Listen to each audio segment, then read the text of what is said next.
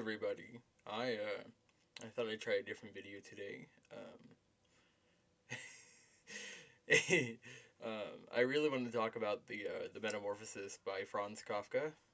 Um, I would actually consider that to be one of my favorite stories of all time. Specifically today, I wanted to talk about how I believe the Metamorphosis in Kafka is an allegory for disability and being long-term disability, especially like a very, very just a sudden, um, immediate thing that you don't really anticipate on it being. Um, I'm not scripting this; isn't scripted, so it's gonna be rambly, but that's okay. I just kind of want to talk about it, talk about the things I like about it, how I think it connects back into the theme of disability. Um, Specifically, I believe Kafka wrote it as he himself suffered from many disabilities, many long term disabilities. So I believe, in many ways, that this story was kind of a cathartic release for him on these subjects. Now, if you haven't read the Metamorphosis, it's an old story, public domain, I believe. So I implore you to go and take the time now to go and read it, and then come back to this video, and we'll discuss it. Anyways, assuming you've done that or not, I'll just give a brief synopsis for you lazy fucks. Admittedly, lazy fucks like me. Anytime I watch a video essay where someone's like, "Oh, take a moment to go do this," I don't do it. I know. Anyway, so it very famously opens up with Gregor Samsa. That's our main character, waking up and he's a bug. Now Kafka never describes what kind of bug he is. Me personally, I believe it to be a German cockroach. Just because cockroach is the most popular interpretation for what kind of bug Kafka means. I think it has some merit, I believe. It's a very rare round bug. It struggles to get back onto its feet when it flips over, which is important things that happen within the story. Anyways, back to the synopsis. Gregor Samsa wakes up one day, and he's a bug. No explanation, just kind of happens. So the first section of the book, I believe this split into chapters, but it's kind of hard to call it a chapter because there's really only three chapters, three sections of the book. When it opens up, Gregor is sitting there, and he's not really questioning like why it happened. He might be in a little bit of disbelief, but his very first thought, the only one going through his head, is how he's got to get to work. And throughout this chapter, he kind of explains how he is the main provider for his family. How he is the reason that his father can take lesser hours. How his sister is going to go to music school. How he himself is going to pay for it. And he describes the long hours that he works, traveling as a traveling salesman, I believe. Admittedly, I tried to find my physical copy for this video. It must be in storage, which kind of pisses me off a little bit. Because I know for a fact I've got several copies of a lot of Kafka's work. But I believe about half my books are in storage right now. Anyways, going on to story, we have his parents coming in and checking on him in a way. Eventually, they do realize that their son is no longer their son, but in fact a bug. But he is their son. They react with like abject horror, of course. His boss even shows up at one point. How many bosses would do that today? And then when they realize that like not Kafka, Gregor is a bug, they are like they themselves don't also ask like what happened to their son, what happened to their employee. They are just shocked and horrified by the fact that this even happened.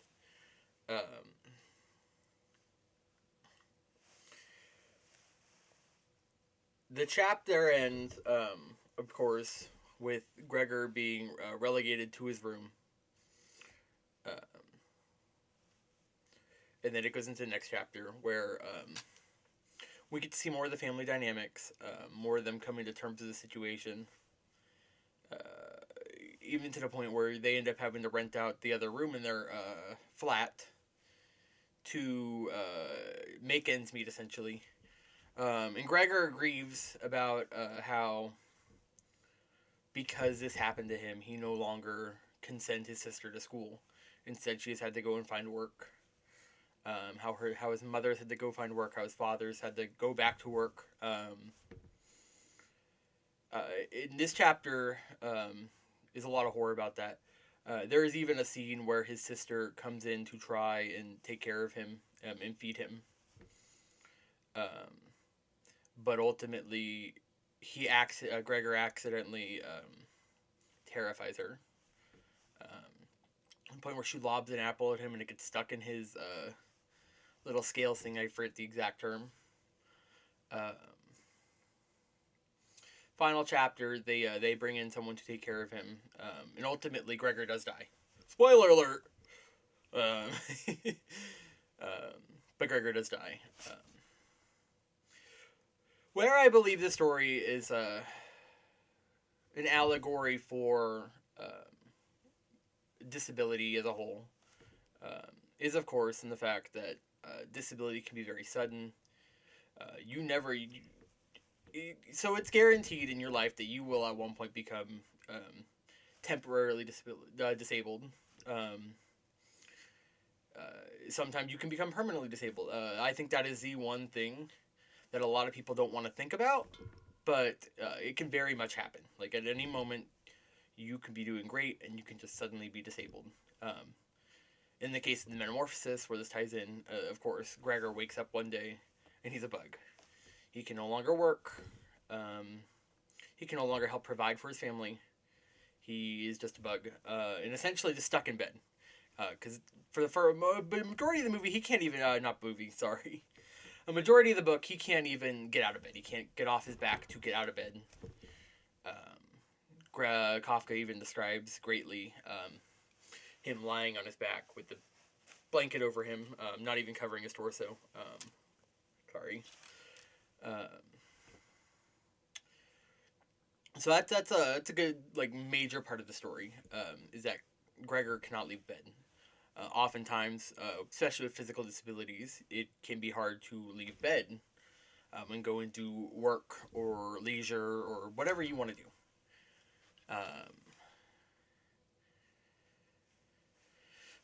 Sorry, I totally lost my train of thought there. But, of course, this kind of loops back in the story in a greater sense, where the main provider of their family is suddenly no longer able to provide. Obviously, in the story, he's a bug, so he can't go back to his job as a traveling salesman. He can't even speak, technically be speaking German, because Kafka was German, but speak in general terms. Obviously, in a lot of cases in real life, being disabled, suddenly disabled,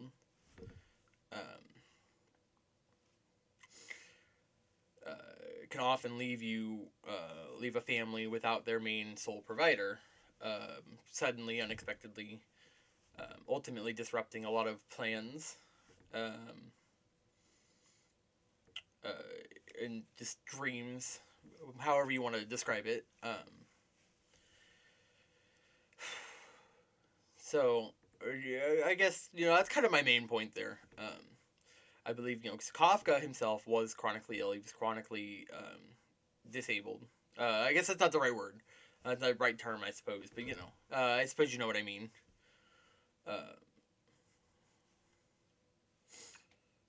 So I believe that when he wrote this story, that was his inspiration for it. He himself was a young man.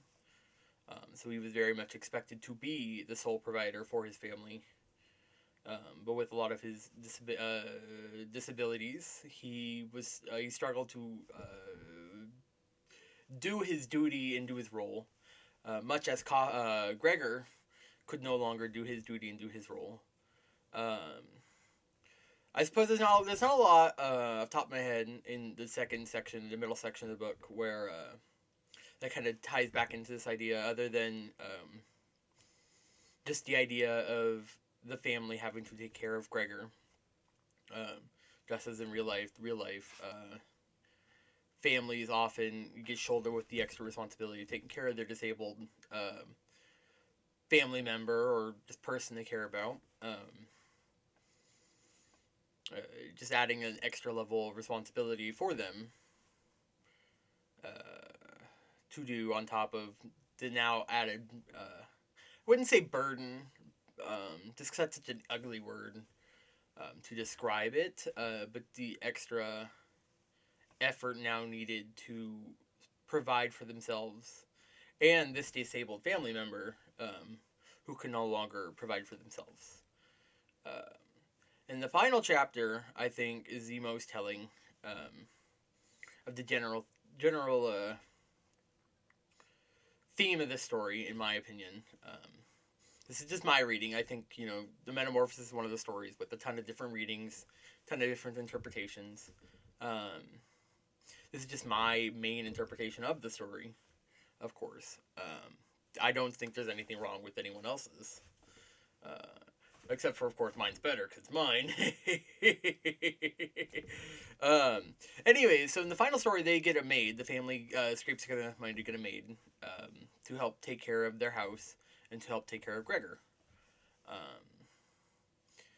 And the maid is very hostile towards Gregor, towards Bug Gregor, of course.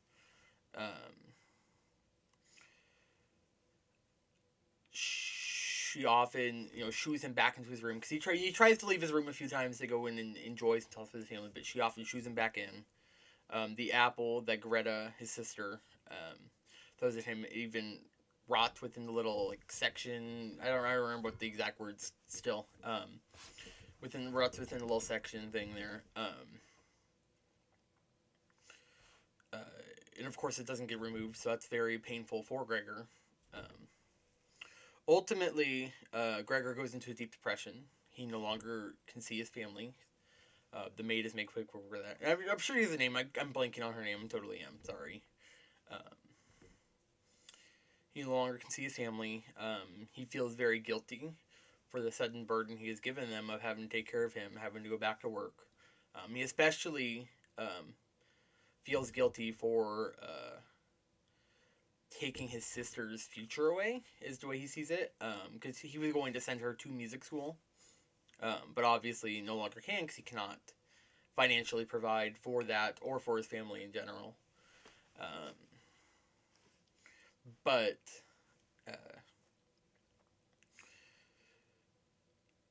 so, I'm sorry, I maybe I should have scripted this, but I just kind of I like rambling. I like hearing my own voice. Believe it or not, I suppose that's why I do a lot of this. I know objectively I'm not a great singer or anything, but I have so much fun singing, and that I make stuff for me, and if you guys enjoy it, then great. But eventually the story ends where Gregor dies.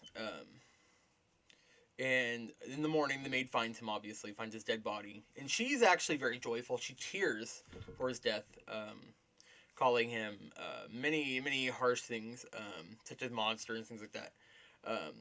Of course, with the story being German, there's so many different translations for this kind of stuff that it can vary very rapidly for an English speaker like myself.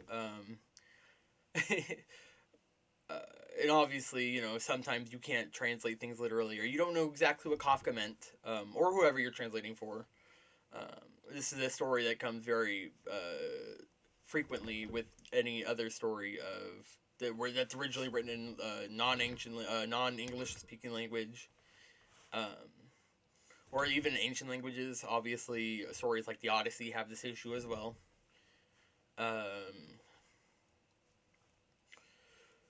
And in fact, not only is the maid celebrating it,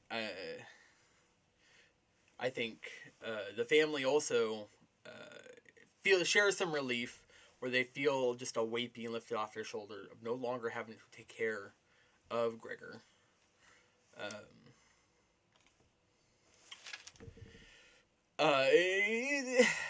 That's one of those like human things, I think, that comes with taking care of anyone else. Even though you love a person, it can be very draining on anyone to take care of another person, in any form, any shape. And there's nothing wrong with that. Like, it's a very taxing job. It's a very taxing job physically. It's a very taxing job emotionally. Sometimes, when the term with that comes to end, obviously in an ideal situation that they get over their disability, but oftentimes they go away. In nice terms, it can feel like a weight being lifted off your shoulders. Of course,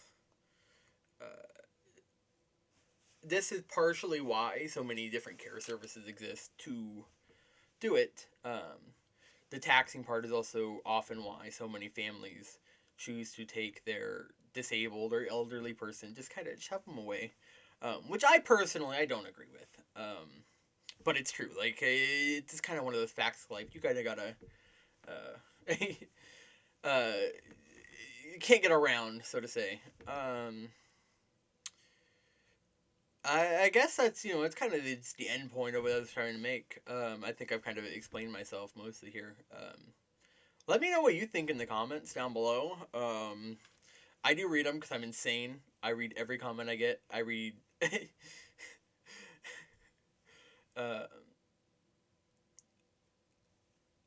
if you like this kind of content, I wouldn't mind doing it again. Personally, I think after beyond just reading my interpretation, giving my interpretation of the Metamorphosis, I wouldn't mind doing other stories. Walrus and the Carpenter from Through the Looking Glass by Lewis Carroll comes to mind as something I would love to tackle and give my interpretation of. 'Cause that's a very vague story. Personally, I believe it ties back into themes of colonialism and classism, of course. But we can sort of discuss that later. Of course, if this video also does well and you guys like it, I will upgrade my equipment, admittedly. I'm not using a camera. I'm using the camera on my laptop. Not very good. Gives a very 2009 YouTube aesthetic, which I don't mind. I certainly don't mind it. I will also consider upgrading my background in my room. I know, obviously, that poster is probably very unnerving to some people. Personally, I like it. Saw 3 is my favorite movie. I also would not mind doing a reading. Favorite movie of all time, by the way, but I would not mind doing a reading of the Saw series right next to me on my movie shelf right here. I have, 10, 11, nope. 10, 17, 18, 19, 20, 21, 22, 23, 24, 25, 26, 27, 28, 29, 30, 31 copies of the Saw movies. Various numbers for each movie, of course. Because I'm insane. I'm crazy. This is my favorite series, as you can tell by the other Saw posters I got right there. I would love doing a reading on that. I think that is a great series. A lot of psychology there. It's very soap opera-esque, of course. I could probably do several little video rambles like this on the series itself, even movie by movie. I shouldn't say that. There's some of the movies that I don't really care for. I don't think I could do 20 minutes talking about those. Anyways, yeah, let me know if you like this kind of video. I certainly wouldn't mind doing it again. Mostly because I just like getting on here and talking. You may have noticed that, as from my last pictures, I'm missing some things. They're all in storage, I think. I don't know where I put all my shit, so I gotta find that. Might have to buy more. I know for a fact some of my makeup got thrown out, so I kind of had to improvise a little bit last minute. Not a fan. I'll get more of that too, of course. I'll also get better lighting for my face next time. Because again, this kind of all has like a very 2009 aesthetic going on here. But yeah, let me know what you think. Bye.